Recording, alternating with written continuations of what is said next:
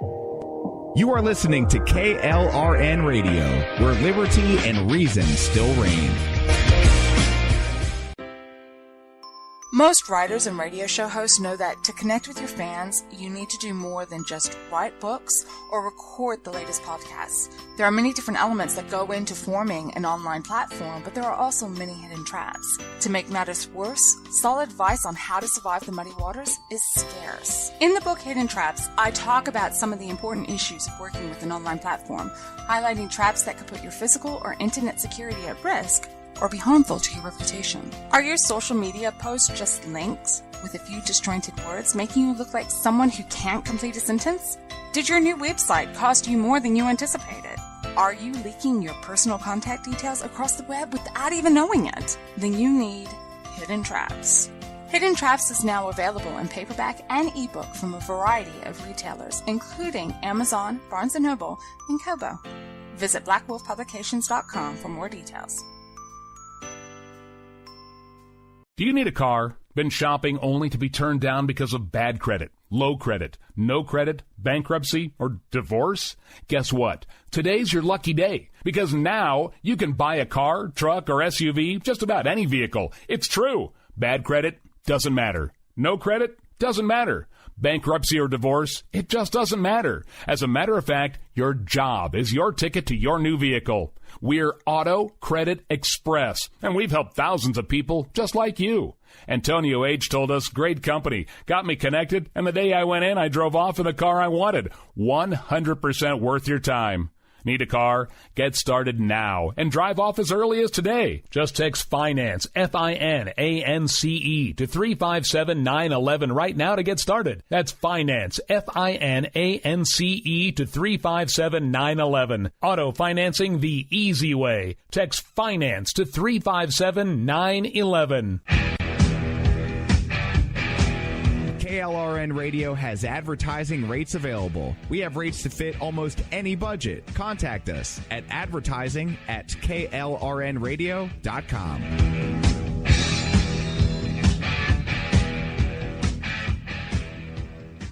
Everyone loves liberty. Our rights come from God, not the government. So why are you letting other people tell you what's best for your health care? Exercise your freedom with Liberty Health Share. Liberty Health Share is a community of people who voluntarily share one another's medical costs. Liberty Health Share is founded on the idea that most people truly want to help one another. Healthcare sharing allows members to do just that as a true community that supports one another in times of need. Liberty believes people should make decisions for themselves and their families. Members are able to take back the freedom to make their own decisions about their health care. Freedom from guilt or doubt about how your money is used. You have the freedom to direct your health care, not to be dictated to by bureaucrats. Stop letting others tell you what to do and join a community of like-minded people. Exercise your freedom. Join Liberty Health Share and take back the control of your health care while helping those around you. Call Liberty at 855-58-LIBERTY. Again, that's 855-58-LIBERTY for more information, or you can check them out at libertyhealthshare.org. Again, that's libertyhealthshare.org.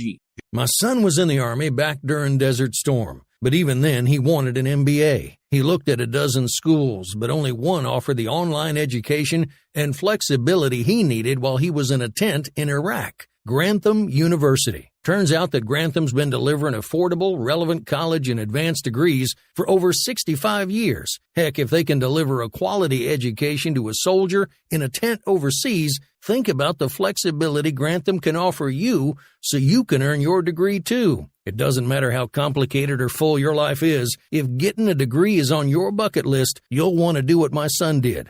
You'll want to call Grantham. Find out how easy it is to get started on your education so you can check that college degree off your bucket list. Call Grantham right now. 800-910-1370. That's 800-910-1370. Flexible, affordable, relevant. Call 800-910-1370. At St. Jude, a family never sees a bill at all. It's like the world has been lifted off of your shoulders. St. Jude Children's Research Hospital. Finding cures, saving children. Learn more at stjude.org. Sometimes riders feel lost, unsure why a passage may not be working. It takes another set of eyes to help us nurture our writing into full maturity. At Black Wolf Editorial Services, we strive to enable writers to develop and grow, offering manuscript critiques and line edits through a mentoring editorial style. We also offer assistance on generating a writer's bio for your websites. Black Wolf Editorial Services, nurturing your writing into maturity. For a full list of services, visit blackwolfeditorial.com. You're listening to the Spark Radio Network, internet radio like you've never heard before. Innovation, creativity, and imagination are all said to begin with a spark. So fasten your seatbelt and take the ride of your life and listen for the spark.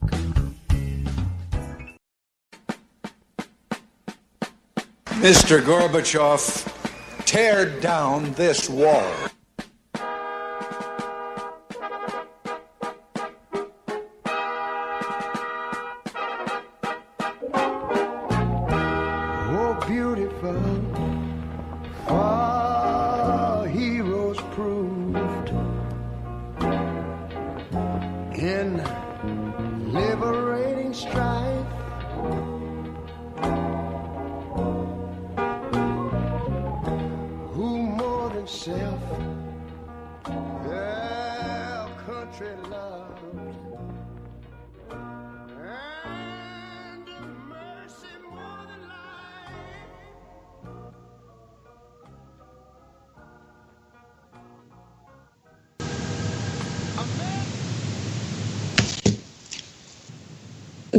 Good evening, everybody. This is Liz Feld, and I'm joined again tonight by my partner in crime here, Billy O'Reilly, who is suffering from some seasonal allergies, but he's still 100%. How you doing, Billy? I'm doing all right, Liz. I think I'm beginning to sound better. The miracle of Flonase, which I've never done. It's like September 21st, 9 a.m. It all started. The next 2 months are going to be like this, so we better, buckle up. I just came from It's changing fast. Oh, I know. It's beautiful. I mean, it's just a shame it's such a short season because it's the best season as far as I'm concerned. But the next 60 days ought to be beautiful. Unless, of course, you're campaigning for Congress, in which case it's not going to be that much fun. It's not going to be beautiful. No.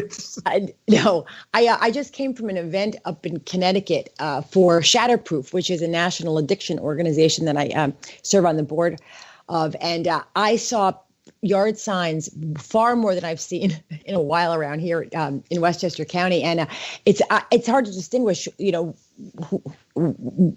town races from the congressional races, from the selectmen, from everything. But it's and the local ads that I've seen on the New York television are just crazy already.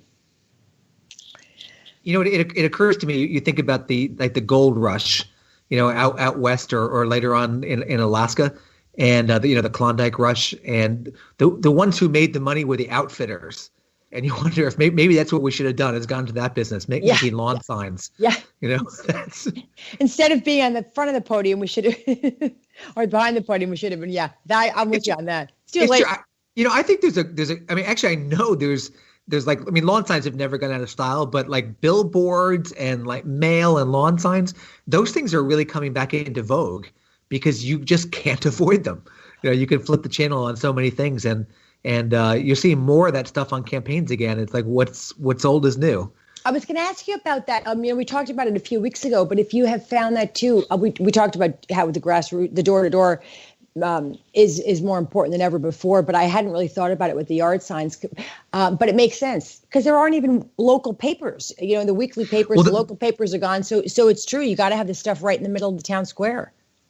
Yeah, that's exactly right, and also, I mean, so many neighborhood newspapers or town or community papers are gone, but also the television stations and the news radio stations have had to cut back so much that they're covering more broader stuff, state, federal, and so you use what you can do, and at the end of the day, you can't get away from your own house or apartment or wherever you're dwelling. And that mail shows up, and it's good for as long as it takes you to pick it up from your mailbox and drop it in the garbage. And that's how much time you have to get a message out. But it's the season. Are people are candidates using door knocker stuff, the traditional I stopped by cards? Oh, absolutely. Oh, still doing it. Just like, whenever I think of door knockers, I think of the movie The Candidate, which is of course a classic. If anyone hasn't seen it, definitely, I'm sure it's on something now. But Robert Redford is a candidate out in California. But it's when they're doing the door knockers and hanging the things above the doors. Yeah, those are in full force everywhere. And I think it depends on the district. If you're in a rural district or whether you're in a suburb or a city, the styles are a little bit different. But it's all the same. I do find the messaging getting dumber. A couple of years ago, I was tempted in a house race that I was doing to actually put up lawn signs saying "Vote for" the name of my candidate. He's the good guy. like literally, yeah. It's gotten to that. You'll really like him. Well, right. And somewhere many years ago, we can talk to our fabulous guest who's coming up, Jim McLaughlin, about this in a minute. Someone decided that you have to have 3 things that you're great at. You have to have energy and intelligence.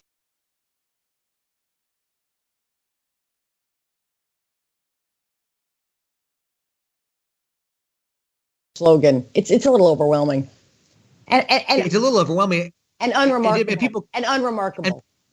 And also, right? I mean, people just copy messages. I went to a function a few months ago, and I was listening to candidates, and I was hearing things that I had written like 10 or 12 years ago. Like you get that, and they mashed it. Copyright. I didn't copyright it. But it was one speaker after the other just copying stuff that you did or Jim McLaughlin did or somebody else did. Yeah. And it just gets recycled and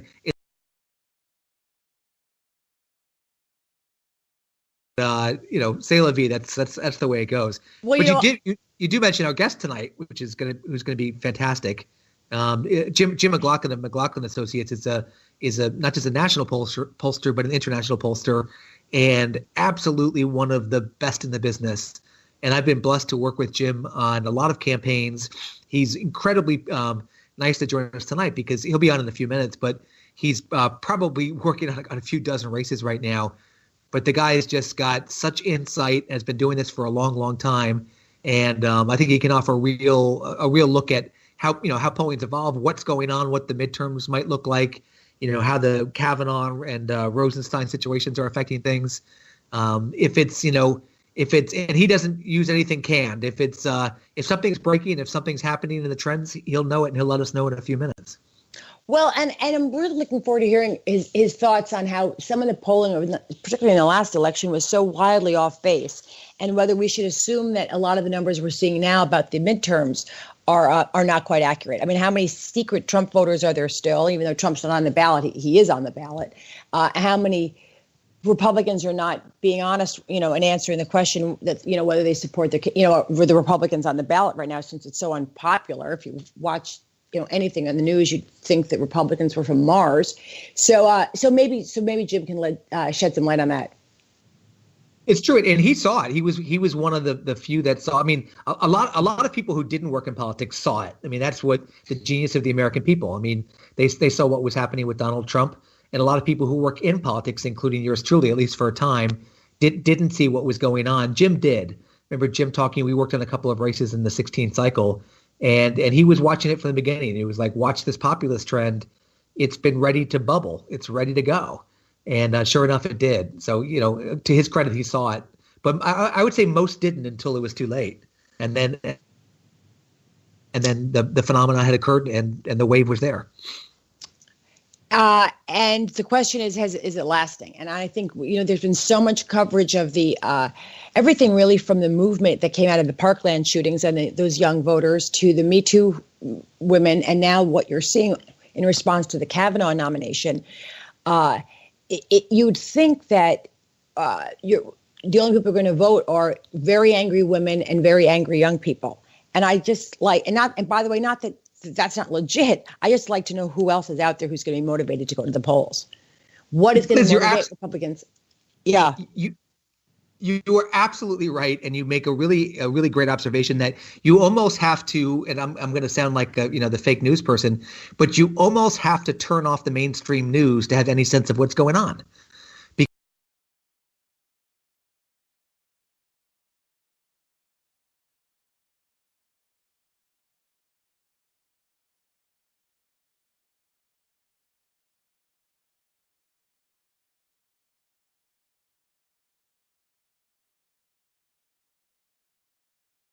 Yeah. Hey, Liz, did I lose you on here? Just for a second, but I think we've got our guest. Oh, excellent. Jim? Hey, Jim? I'm working on adding him now. That's part of what's causing you guys to cut in and out. Hang on. Oh, one great. second. Oh, terrific. Good. So Liz is going to sing Up, Up, and Away, and we'll be back with Jim. That's when we lose all of our listeners. Hello. Jim. Hey there. How are we? Welcome. How you doing, Jim? Thank you so much for joining us.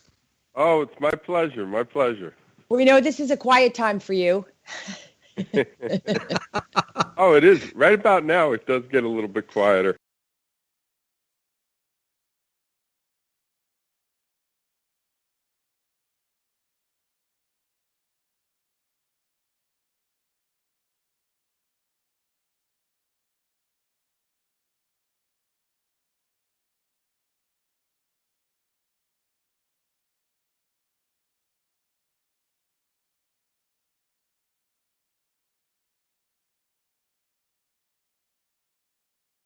Women voters, and what you're seeing in the races that you're doing right now.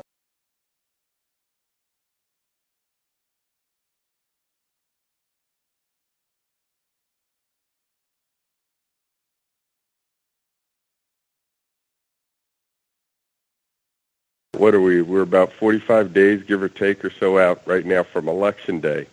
And it's funny, if you just go back 2 years ago to the 2016 election, my polls, pretty much everybody else's polls were showing at the time, you were going to have President Clinton. And I'd even make that argument, even though, kind of the Friday before Election Day on Sean Hannity's show, we actually predicted that, Donald Trump could win. And the world changed a lot in the last 3 weeks of the campaign. And I still think it's funny. I've been telling people this for a long time, and we all know what's happened with the Kavanaugh now.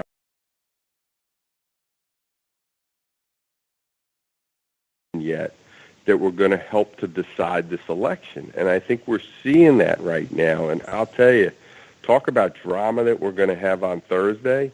You got Donald Trump meeting with Rod Rosenstein, and then you're going to have the Kavanaugh hearings. And we haven't seen anything like this since going back to the Anita Hill, Clarence Thomas hearing. So it's interesting what's going on right now, and there's things that are going to affect, and what you're seeing on both sides, even with the Supreme Court nomination, both sides in a lot of ways are really playing to their bases right now.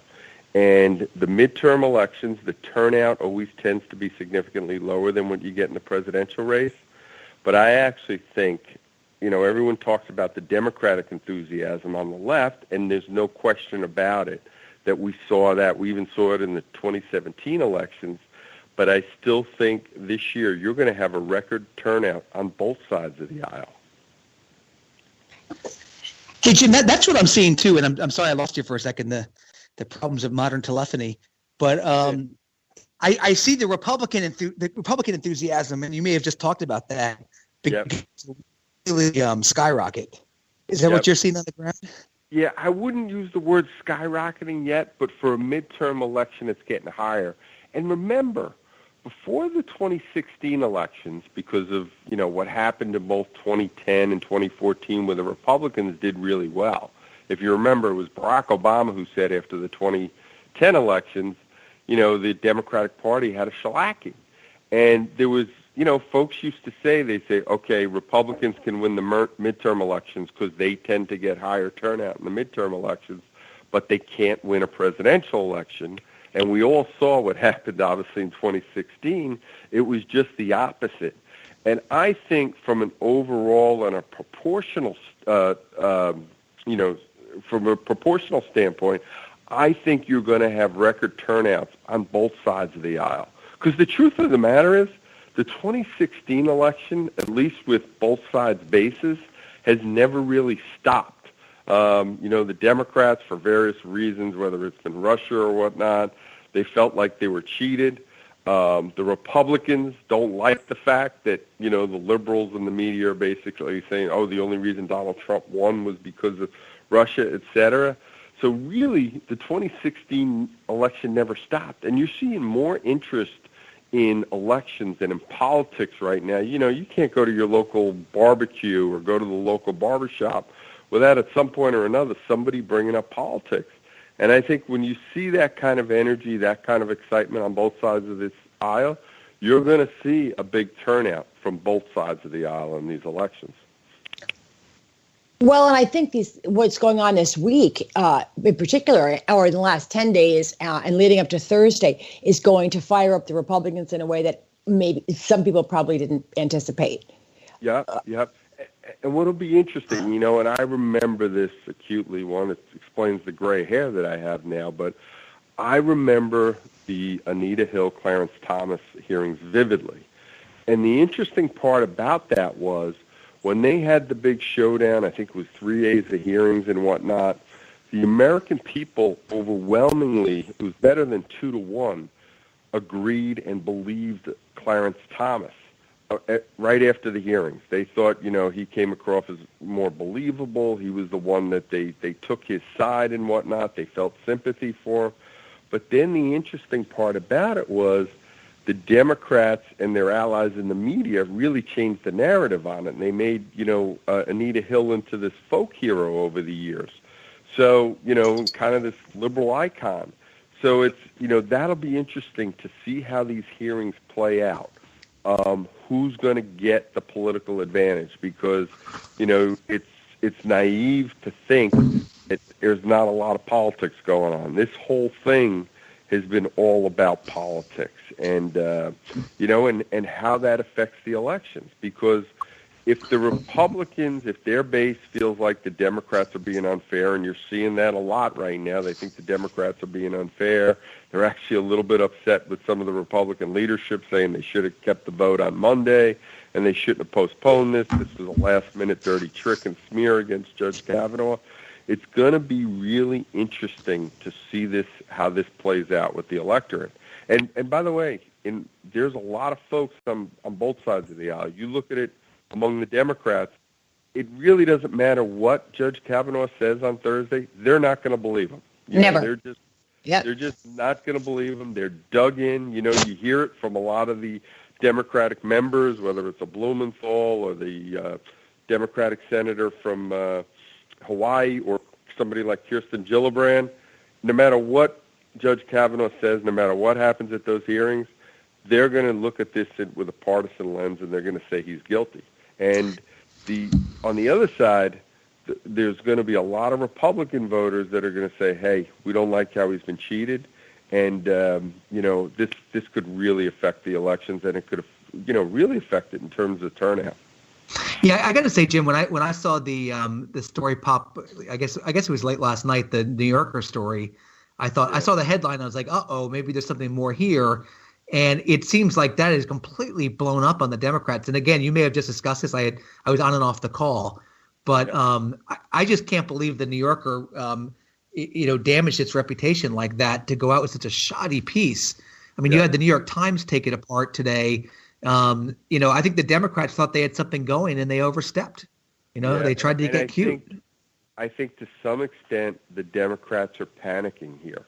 From a standpoint of, that's one of the things they were saying. This guy's had an incredible life, and, he's been a man of character. There's never been any kind of an accusation like this, even remotely against him.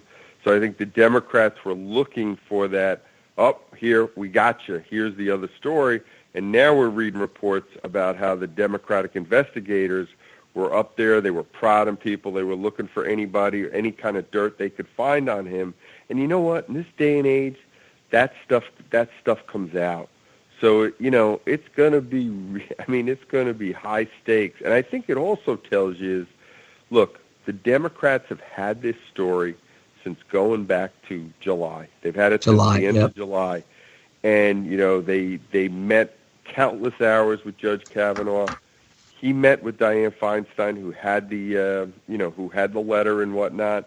And I don't think there's any question, if the Democrats really believed they had a credible case here of sexual harassment, sexual abuse against Judge Kavanaugh, they would have brought this out much earlier. And I think the fact that, you can argue over how it was released and whatnot, but the truth of the matter was, if they thought they had him dead to rights, they would have brought this out a long time ago. So, and it's funny because I think a lot of folks, a lot of these swing voters look at this and they say, okay, this is more partisanship from the Republicans and the Democrats out there.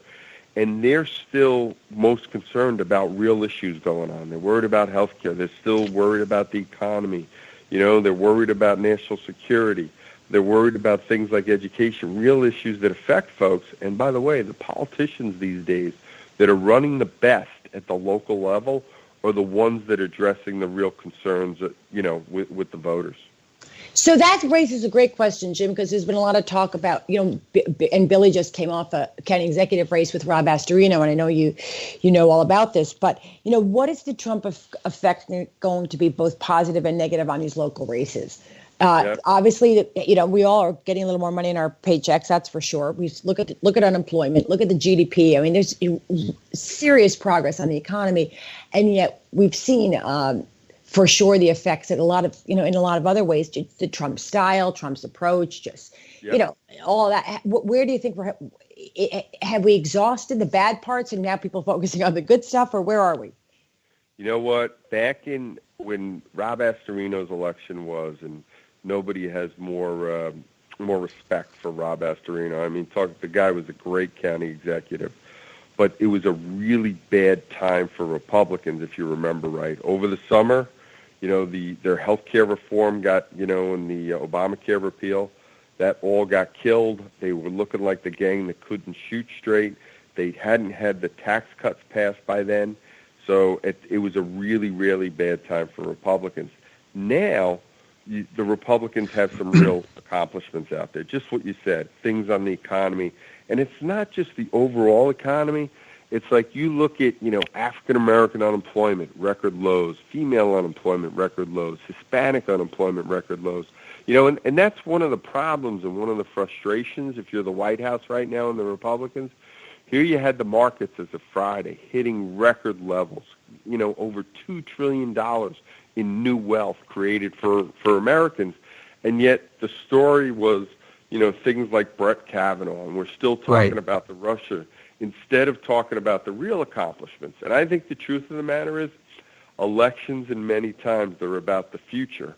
And, here you have the Democrats electing a lot of these out-of-touch, extreme, Democrats. Some of them are even self-admitted socialists, at least the older Democrats. They used to be smart enough not to call themselves socialists, even though they were. Because Bernie Sanders was the only one that was honest enough to call himself a socialist.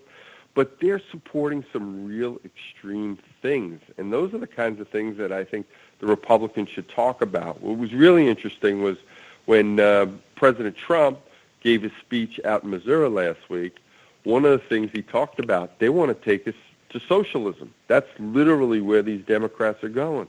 And think about the things that they're supporting. They, for all intents and purposes, they want to raise taxes. That's what they want to do. And they're telling us that they're going to go and raise taxes. Yeah. They want to do things like abolish ICE, and they want more sanctuary cities. And it's just these kinds of extreme policies, that's not where mainstream America is. And I think the more, and the campaigns that I'm seeing on my side of the aisle, on the Republican side, are the ones that are showing the real differences between them and the Democrats on things that really matter to folks. And that's what we're seeing. And a lot of, back to Liz's question, which is an excellent question, what kind of an effect is the president going to have, is in a lot of ways the ones that are going to do well is you're going to have Republicans that are going to want to come out because they don't want to see the president impeached. They want to support the Trump agenda, but also they've created good local brands for themselves, the ability to deliver and the ability also, whether it's, local offices or whether it's the federal offices, the ability to be above and beyond the dysfunction that they see in Washington. Because that's what the voters are seeing right now, is a lot of dysfunction still in Washington. Hey, Jim, you touched earlier on the improvements in the economy and for African Americans in particular. I've long thought that was probably the greatest community for potential growth for the president going forward. Do you see that popping up in your polling? I thought that in 16, and I thought it was almost a lost opportunity in 16. Do you think that's something that may show up in 2020? I couldn't agree with you more. And it was one of the times when the president, after the election, when he went into the inner cities, spoke in the African American community, even when he was getting attacked by, said, "No, that's what we want." You know, we're a country of, you know, we are a very diverse people, and we love diversity. I mean, heck, I couldn't stand some of Barack Obama's policies, but you know what? I was proud of my country in the sense that, hey, you know what? We elected an African American president. I think that was a good thing that we could all get behind at the time.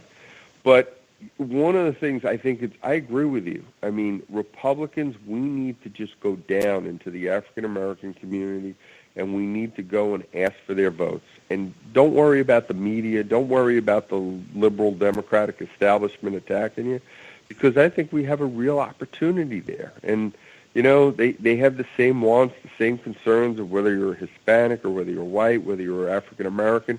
What do you want in life? You know, you want to build that good education for your kids. You want, right? Exactly. Yeah, that's right. Exactly. Live in a good, safe community. You want them to be able to walk outside their door and be able to walk to a good public school and go there. And you know, you want economic opportunity. You want economic security. And I think the president, those are two issues where he's really focused on. Is, you know, one, he can talk about his accomplishments, everything about, you know, more local control in schools, to making the economy better. And I think those kinds of messages, it's going to sell with all Americans, not just with, you know, Hispanics and African Americans. And I agree with you. It's a real opportunity, and I think Republicans have to get more aggressive trying to talk about their agenda in the minority community. Now, I remember in New York City in his first reelection, I think Mayor Mike Bloomberg, who was running as a Republican, and on the line, I think he got 43 or 44% of the African American vote, and he spent a lot of time talking to churches and showing up and having good conversations, and it paid off. But Jim, I was wondering if you could talk to the audience about, in general, about how polling has changed, you know, throughout your career. You've been at this 20 plus years, and what it's like now and what you have to do differently than you used to, because I find it fascinating how you have to track down, you know, people in this digital age. Yeah. What's it like out there now? No question. And we've had to keep up with the times and keep up with the technology. Back in the old days, you know, it's funny. You know, before I was talking to you all, I was, you know, watching Monday Night Football. You know, what every American used to do on Monday nights. And back in those days, when I first got in this business, we couldn't watch. We couldn't do polls during Monday Night Football. Right. The population was watching it, you know, and that's how the world has changed. And you just did your polls. You did them on landlines. You could get a hold of everybody, and it was real easy. But now, with the different types of technology and folks' lives changing, you know, more than half of homes do not have a landline anymore. They're doing it off their cell phone. So we're doing more and more, you know, it's always important to get a lot of the cell phones in there, especially to help you get younger people. We're doing more internet surveys. We're doing more things for people on laptops. We're doing it on their, you know, iPad, on their cell phone, et cetera. But one of the main things you want to do is look, and it's one of my pet peeves with a lot of these media polls, they talk to quote-unquote adults. And you want to make sure that you have good screeners in there, you're using good voter lists with cell phones, landlines, et cetera, and you want to make sure you're talking to likely voters, because many times, and you're going to see it in this election, likely voters are very different than what the population is at large, or even versus registered voters. And first, probably a little too much information, but your survey about.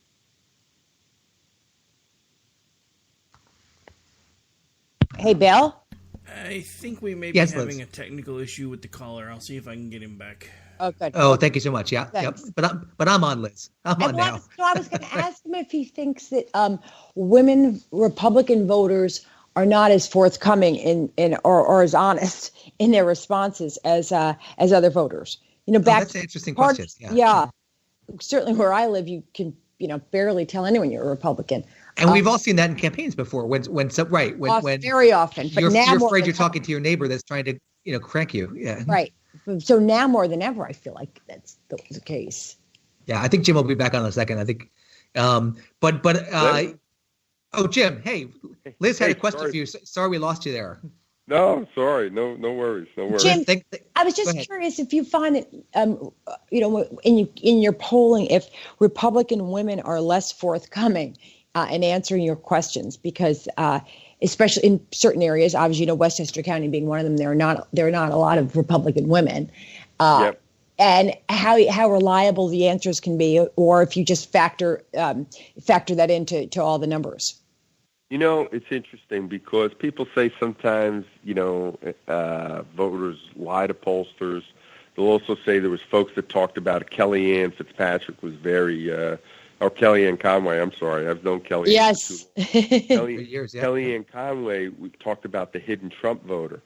And I don't think voters were necessarily lying to you, but what you see is a lot of times, and they don't lie to you, but they don't always tell you everything they mean. And what will happen is, for instance, one of the interesting things was you saw in the last presidential election, and this is about reading polls and the analysis and whatnot. One of the things we saw was about 18%, that's 18, almost 1 out of 5 voters, were telling us that they didn't like Donald Trump and they didn't like Hillary Clinton. And by the way, they were more likely to be undecided.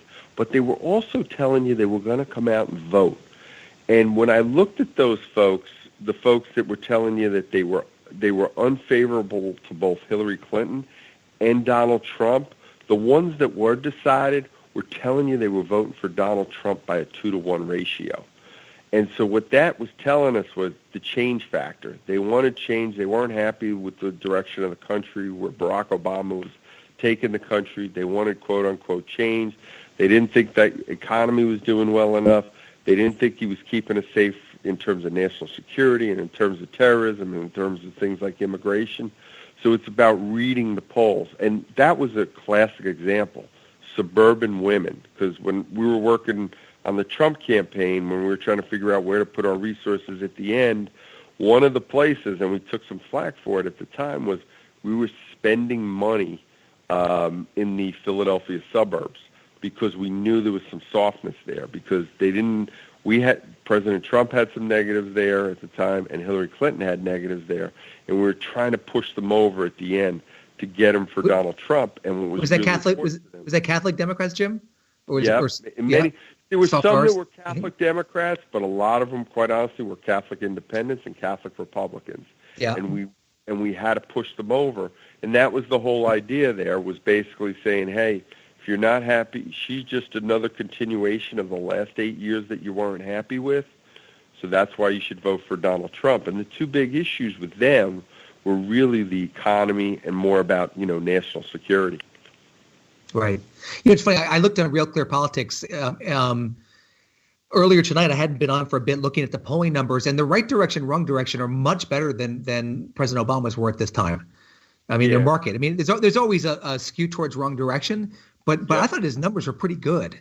I mean, it was 58-43 or somewhere in there, 58-42 or 57-43. Yeah. And a lot of that is driven by the economy right now, and there's some frustration there on the right direction, wrong track number that we should be doing better, considering about 70% of Americans say the economy is doing excellent or good. And what I tell folks is, I hear this all the time in focus groups. They'll tell you, yep, there's more jobs. They feel like things are finally getting better. They're saying wages are up, but they still want more security. They still want more take-home pay, because basically for the last 15 years, the voters were telling you this, but also we were seeing it in the numbers. Larry Kudlow talks about this all the time, where basically Americans didn't get a raise for 15 years. Now they're starting to see that. And we're still, though, in a little bit of what I call this affordability recession, I should say, where, yep, I got a job, things are getting a little bit better, but hey, you know what? Housing still costs a lot of money. Healthcare is getting more and more expensive. Let alone trying to figure out how to pay for my kids to go to college and retirement. So it's one of those things where people feel like the economy is getting better, but they're still looking for a little bit more confidence in it. And I think, quite honestly, that's one of the messages that the Republicans need to communicate to voters right now, that, yep, things are getting better, we're making progress, but you know what? The Democrats are going to take us back because they're the ones that want to spend your money. They're the ones that want to, quite honestly, raise your taxes, and they're the ones that want to increase regulations.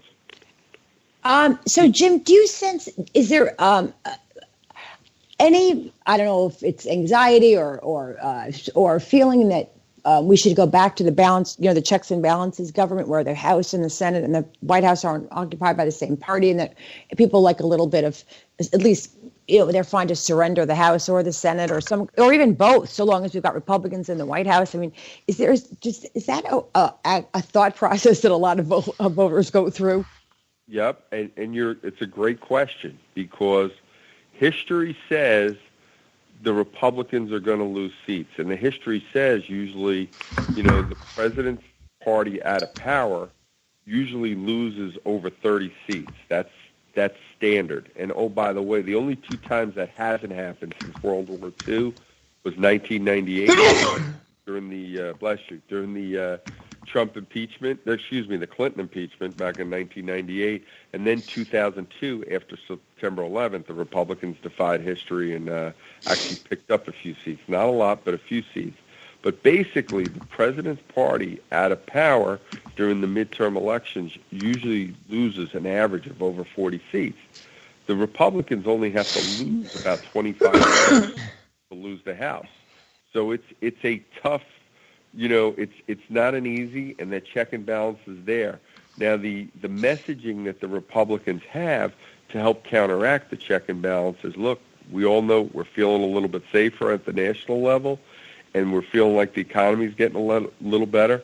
Don't let the Democrats take you back. Don't let these socialist extremists take us back to the times of higher taxes, more regulations, more wasteful spending that hurts our economy.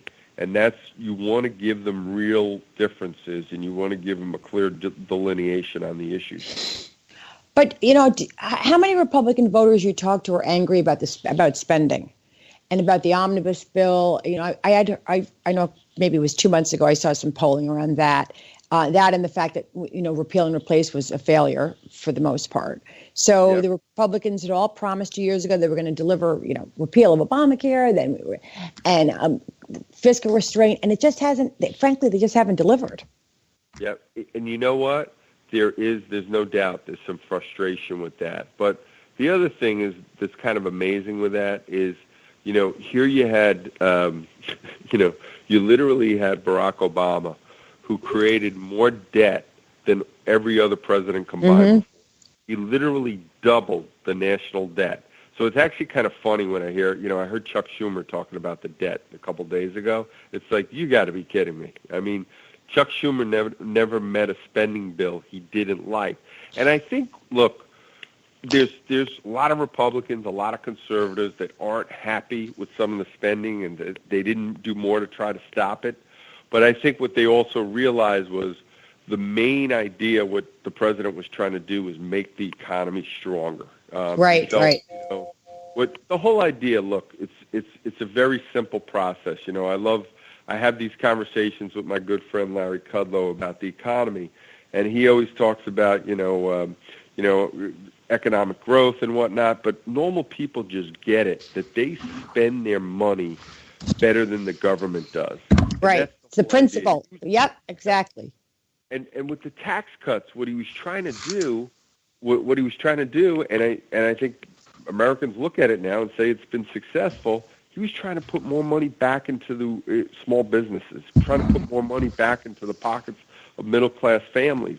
And that was the whole idea, because he just believed, Americans and the American people can spend their money better than the politicians. And he was trying to get money out of Washington, out of places like Albany, and get it back into the economy. And it's worked.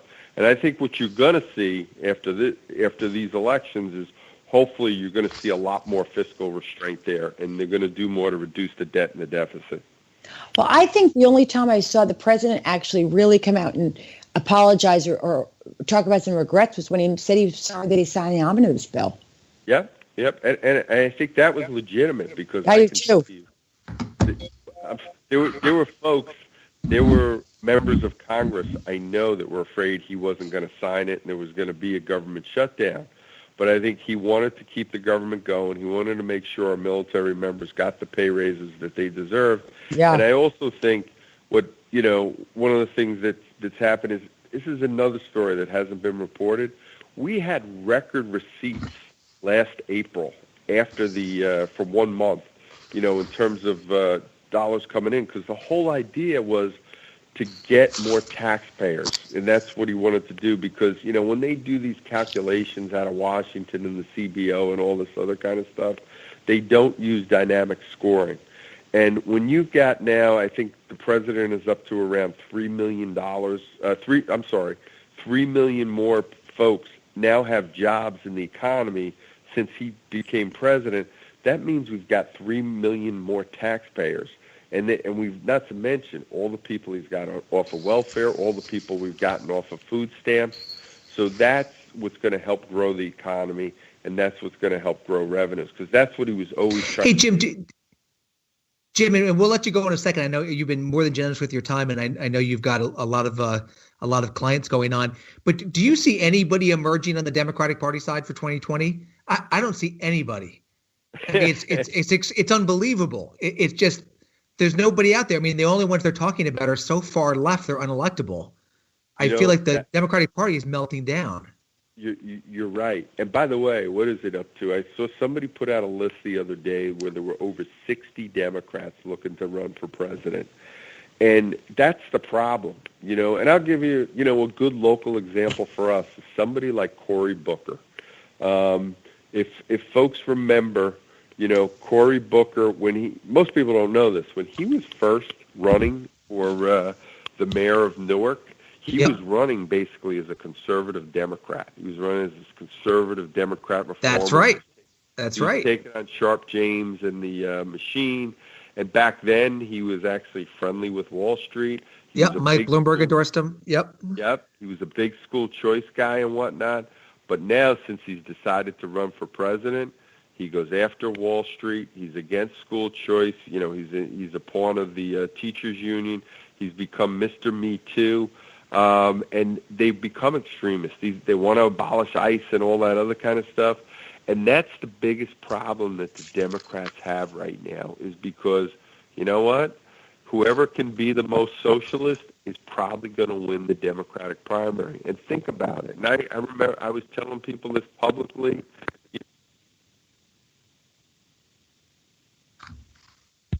I think we lost him again. Okay, yep. Liz, you still on? Yeah, I sure am. Oh, good. I thought it was me that dropped off. Yep. No. And we'll let Jim go when he gets back on. I'm sure he's got a stack load of work to do tonight. I wanted to ask him, since it's Monday Night Football night, if he thought that the national anthem and kneeling it was going to have any effect on any of the races at all, or if it's on a scale of 1 to 10, it's a 12. I mean, it's a 0. Yeah. And I wonder if last year it did more than this year. Or maybe it may have. Oh, hey, Jim, so sorry about that. We know you have to go. No worries. Sorry about that. I don't know what. Liz has one last stem winder for you. I do. Go ahead. So since it's Monday Night Football night, so in any of your polling, has the issue of the national anthem and the kneeling for the anthem come up? Oh yes, and it's one of those issues where there's some folks that think it's okay to kneel, but the vast majority of Americans, 2/3 of Americans, do not think, they do not like it. And they're almost what I call, kind of going back to Richard Nixon's silent majority there, where they think it's terrible. It's interesting. It became, a big deal with Nike and whatnot. But what was interesting is it seems like Nike has stopped those commercials. They had the big splash in the beginning, and I think it hurt them in their pocketbooks. And I think, it's, most Americans, mainstream Americans, they look at this and they say, you know what? You shouldn't be kneeling for the flag. You should be standing, and you should be respecting our military and our first responders. So it's an issue. It's out there, and I know Ted Cruz has been using it against Beto O'Rourke out in Texas. But I'm sure it'll play well there. Although now it's tied. What are they? Are they tied? You know what? I don't think it was ever tied, to be honest with you. There's been a couple polls that have them up double digits. I think there was a couple bad media polls. I think Ted Cruz is going to win. It's Texas. It'll be fine. Yeah. So, hey Jim, if you're still on there, thank you so much for being on. We appreciate all your time and for staying on extra. Jim McLaughlin from McLaughlin Associates, just one of the great pollsters in the U.S. and outside the U.S. for that matter. And we're really grateful to have had him on tonight. And a class act. And a great basketball coach. He coaches basketball on the weekends, and he played in college. He's a great player. Billy, how many races around the country, how many seats around the country do you think are safe? And I'm not just talking about for the midterms, I just in general. And by safe, I mean they just never swing at all. I mean, I don't have a current count on it, but for percent, it's got to be 90 plus for the ones that don't swing. It's really just a few of them, and the ones that in any given election year, and the ones that are real swing districts are. I mean, it's usually a handful. I mean, it's crazy how the redistricting has made that happen, and I know a lot of it happened with the Voting Rights Act. But I don't think it's healthy for the country when you have elections that are no longer competitive. I mean, that's not good. Everybody should be challenged. Everybody.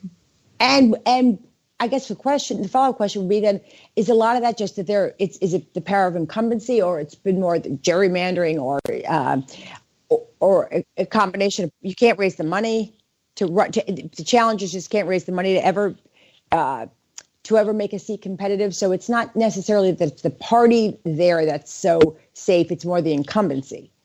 I think it's both. I mean, certainly as you know, because you've been on both sides of it, on the government side and on the campaign side, the advantages of incumbency are just enormous because you're guaranteed if you have a decently sized seat, if you're a member of Congress or you're certainly if you're a senator or a mayor, you're guaranteed press coverage every day. And that's worth, depending on your market, a great deal of money. I mean, nationally, it's worth billions, and statewide, it's worth millions, and locally, it's worth almost millions as well. Plus, you have the franking privileges for mail.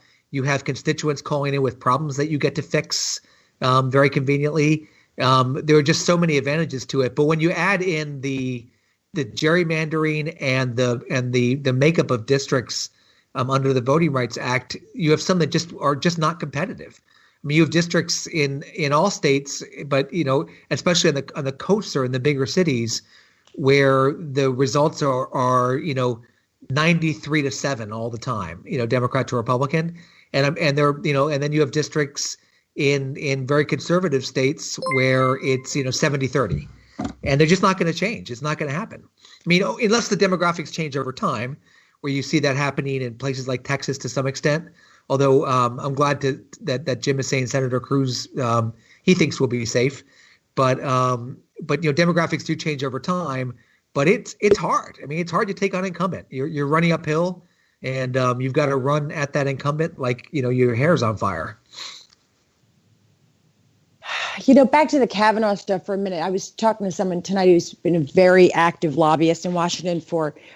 First he worked on the Hill for a majority leader several years ago, and now he's been a lobbyist. And he said, the straight up talk is this entire thing is about Roe v. Wade, and every Supreme Court seat now is going to be about that. And I don't disagree with him, but the fact that this is what it's all come down to makes me sick. It makes me sick. I saw Ben Sasse last week when Ben Sasse was introducing Kavanaugh at the committee. It's a committee hearing.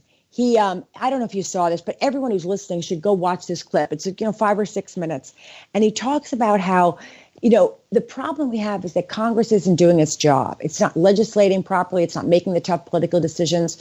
So we've now turned the Supreme Court into the same kind of political body, basically, that your local government is. It's the fact that we have protesters outside the Supreme Court instead of outside of Congress, outside of members' office. Well, now we've got both, but it just tells you something. And this lack of, legislators, courage and thoughtfulness and even just principled decision making is what has led to the complete breakdown here. And so now Supreme Court justices, when they're nominated, are expected to actually answer or be able to answer or defend policy positions over the years. That's not what they're supposed to do. That's right. That's right. It's not what they're supposed to do. And you see politics leaking into everything, into law enforcement, into judiciary, of course, and yes, into these Supreme Court, discussions where, I mean, it's a dog and pony show. I mean, I don't think these things should be televised, to be honest with you, because it just becomes it's a tryout for the candidates on the minority side. If the Democrats are in charge, the Republicans are trying out on camera for the presidency for the next time. And now with the Republicans in charge, you see the Democrats scrambling like Cory Booker to try and get their mugs on television and get known fast, and to see who could be most most progressive or liberal, whatever you want to call it. And it makes the whole process meaningless, and you end up with really dumb conversations taking over the news. I mean, it just puts a shadow over the whole process. I agree, Liz. Well, and as we see, no one's listening to the answers. The whole thing's so scripted. It's what I think. In fact, maybe what they ought to do is just submit their soliloquies into the congressional record and move on. There's no give and take. There's no back and forth. I had drinks with a Daily News reporter a bunch of years ago who was covering I think it was the 2008 presidential campaign. And she said it's just exhausting. She was on the McCain bus and she was switching buses once in a while. And she goes, it's just like city, same speech, wait for the screw up, It just, God. That's what it is. And that applies to the Supreme Court as well. And I'm not talking about the sexual allegations, but it's just, you just wait for the unrehearsed moment to try and make the headline. And that's all everyone talks about the next day, or for the next week. Doesn't really get us where we need to be. No. So what do you think is going to happen with the cabinet? Because by the time of our show next Monday, we're going to know the outcome of this vote. I think it gets confirmed. I think in the absence of anything coming out on Thursday, I mean, if his accuser has something spectacular to say that's or some evidence or something that comes out on Thursday, that could change the equation. But I think in the absence of that, he's going to get confirmed. I think the Republicans are going to hold firm. I think Murkowski and Collins will stick. I think he might even get an old blue dog Democrat or two. So you think Susan Collins is going to stick with him, huh? I'll bet you she does, but I'm wrong at least 50% of the time. But I'll bet you she does for next week. And Jeff Flake. I think Flake sticks too. If there's no evidence that's produced, I think they stick. Did you have any? I'm less sure on Jeff Flake. Yeah. For obvious reasons. Did you have any strong feelings about Merrick Garland and whether he deserved a hearing? Because I did. I did. I thought he deserved a hearing. Absolutely. I did too. It's what the rules are. You can't change the Constitution. Now the Republicans in the Senate could have done a hearing and voted them down, and that would have been fine. But he deserved a hearing. Absolutely. That's a great question, Liz, because I was actually starting a column on that, where it's just, it's Hatfield's and McCrory's. At some point, you can't remember what the fight was about. It was over, a fight over who owned the hog, right? Right. And it's who started this one. It was like, so Republicans did that to Democrats, but Democrats killed the filibuster on the Supreme Court nominations, but then the Republicans did. I mean, it just goes back and back and back. And then, you blow through the stop signs, and at some point there's no traffic rules, and that's where we are. Yeah. And it's a total disgrace. And I thought that was probably the low point in McConnell's tenure, the day Scalia died, coming out and announcing that he wasn't going to have a hearing. And it's just bad. And it's affected so many. And listen, there are plenty of other slights on the other side, but we're talking about the Supreme Court of the United States here, not just some bill. And I thought that was for the record, And for the record, before we go, and I know this is one of your old bosses, I thought we were wrong to go in there and take out Noriega from Panama, even though I didn't like the guy, even though he was a bad guy. Oh, you thought it was none of our business? I thought it wasn't our right. I thought it wasn't all right to do it, to go in there and take over a country for a criminal investigation, for a criminal trial. Just my take. Years later. Yeah. Anything else? Anything else sticking in your craw you want to get off your chest before next week? And one more thing, Liz Feld. We should tell our listeners that we are looking forward to having some younger guests. By younger, we don't mean younger than the ones we have, but younger than Bill and myself. In the next couple of weeks, hopefully from Yale, from the Buckley School. And I've got a special guest actually from high school here in New York who's working for a conservative newspaper, which is hard to believe in a Manhattan school, but there you go. And so, because we do want to hear, we want to hear from everybody. We've got a lot to learn from those guys. We do. And we learned 2016, years like that teaches us that we all have a lot to learn, 2 years. So I think Rick's given us the heave-ho. I think I hear the music. Okay, but anyway, great talking to you again this week, Liz. Yes, you too. And thanks again to Jim. It was terrific.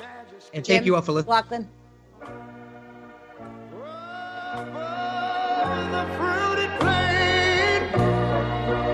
But now wait a minute. I'm talking about